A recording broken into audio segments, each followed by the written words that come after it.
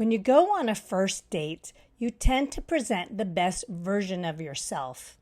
Hi, I'm customer onboarding expert Donna Weber, and I've seen people on LinkedIn compare onboarding to dating. So generally, when you're out on a date, you're trying to present the best version of yourself and put your best foot forward. It's a time when people are trying to decide if they're making the right choices, and to be honest, the relationship can get a bit awkward at times.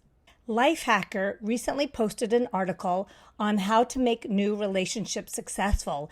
And despite what you think, they actually recommend being honest, being transparent, being authentic at the beginning of the relationship. Now, why is that? Let's say you're trying to appear perfect, but down the road, your true flaws and characteristics tend to be revealed. What happens is people feel deceived, they feel betrayed because they didn't know the real you. So how does that compare to customer onboarding?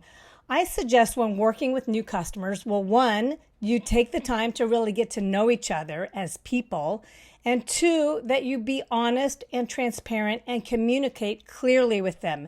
That will pay off in the long term. So for example, you might share that your implementations are long and complex, that they might fall into the valley of despair during certain periods of the implementation.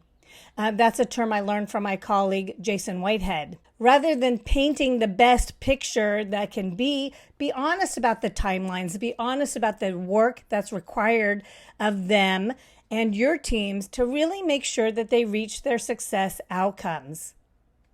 I recommend you start that first date with a success plan where you really detail the roles, the responsibilities, and address any gaps, risks, and concerns, and how you're going to deal with those conflicts and challenges right at the very beginning. When you start your relationship off with transparency and being your authentic true self, you have more chance that you'll hang out together for the long term.